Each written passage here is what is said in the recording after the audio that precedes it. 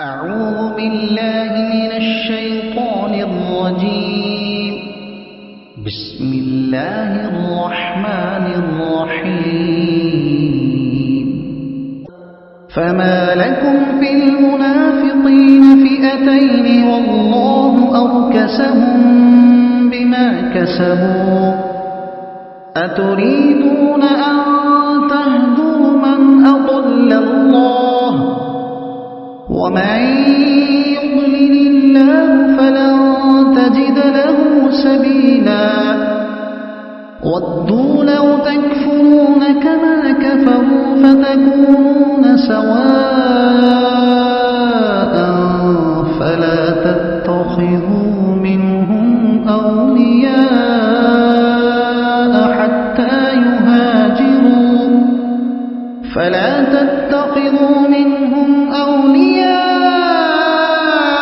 حتى يهاجروا في سبيل الله فإن تولوا فخذوهم واقتلوهم حيث وجدتموهم ولا تتخذوا منهم وليا ولا نصيرا إلا الذين يصلون إلى قوم بينكم وبينهم ميثاق أو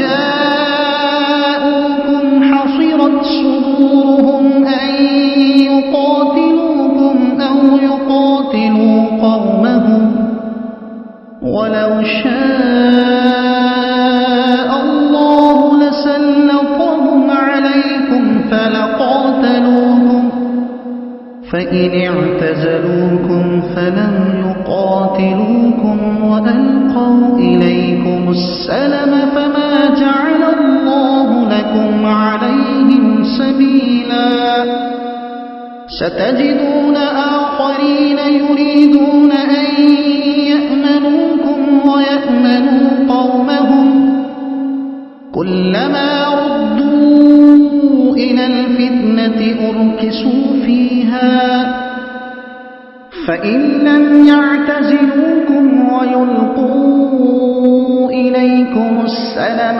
ويكفوا أيديهم فخذوهم واقتلوهم حيث ثقفتموهم وأولئكم جعلنا لكم عليهم سلطانا مبينا. صدق الله العظيم. سورہ نساء ترجمہ تفسیر 12واں رکوع.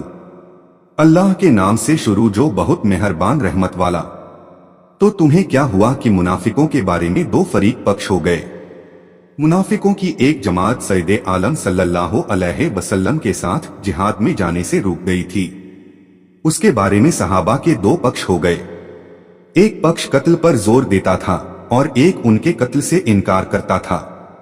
اس معاملے میں یہ آیت اتری اور اللہ نے انہیں اوندھا کر دیا کہ وہ حضور کے ساتھ جہاد میں جانے سے محروم رہیں.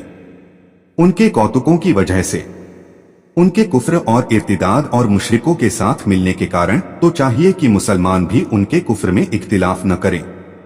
کیا یہ چاہتے ہو کہ اسے راہ دکھاؤ جسے اللہ نے گمراہ کیا، اور جسے اللہ گمراہ کرے تو کبھی اس کے لیے راہ نہ پائے گا.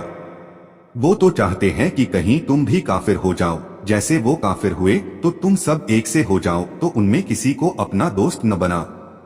اس آیت میں کافروں کے ساتھ میل جول کو منع کیا گیا ہے، چاہے وہ ایمان کا اظہار ہی کرتے ہو، جب تک اللہ کی راہ میں گھر بار نہ چھوڑے اور اس سے ان کے ایمان کی تحقیق نہ ہو لے.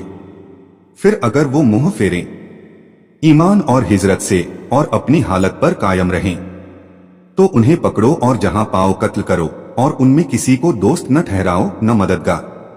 اور اگر تمہاری دوستی کا دعویٰ کریں اور مدد کے لیے تیار ہوں تو ان کی مدد قبول نہ کرو، مگر وہ جو ایسی قوم سے تعلق رکھتے ہیں کہ تم میں ان میں معاہدہ سمجھوتا ہے.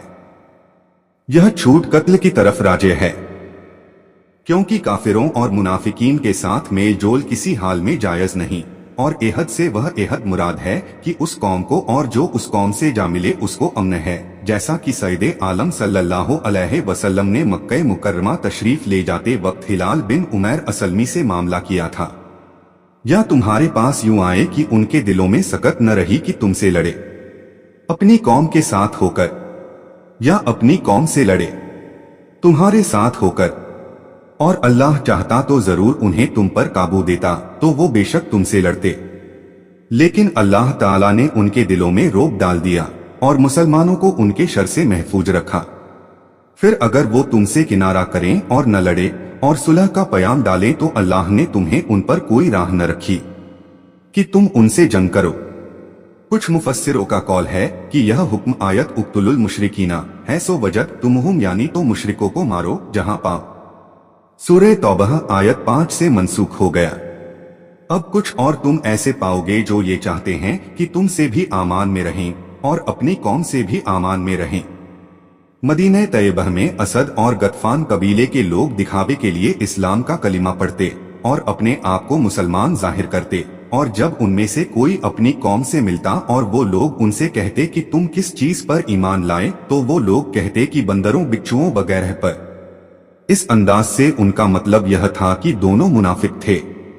उनके बारे में यह आयत उतरी जब कभी उनकी कौम उन्हें फसाद, शिर्क या मुसलमानों से जंग की तरफ फेरे तो उस पर औंधे गिरते हैं। फिर अगर वो तुमसे किनारा न करें और जंग से बाज आकर सुलह की गर्दन न डाले और अपने हाथ न रोके तो उन्हें पकड़ो और जहां पाओ कत्ल करो। और ये हैं कि जिन पर हमने तुम पर खुला इख्तियार दिया, उनके खुले कुफ्र और मुसलमानों को तकलीफें पहुंचाने के कारण। तर्जुमा और तफसीर कंजुल ईमान। अल्लाह की बारगाह में दुआ है कि अल्लाह अजब जल्ला हम सभी को कुरान और इस्लाम के मुताबिक जिंदगी गुजारने की तौफीक अता फरमाए, आमीन। और कोशिश कीजिएगा कुरान शरीफ को समझने की। वीडियो को सवाब की नीयत से आगे शेयर करें ताकि कयामत तक सदकाए जारिया का सवाब आपको भी मिलता रहे और ये आपके और मेरे हम सभी के नजात का जरिया बने। कुरान शरीफ की और ज्यादा मालूमात के लिए हमारे चैनल नसीम वॉइस सरखेज को सब्सक्राइब जरूर करें। इंशा अल्लाह मिलते हैं अगले वीडियो में। अल्लाह हाफिज।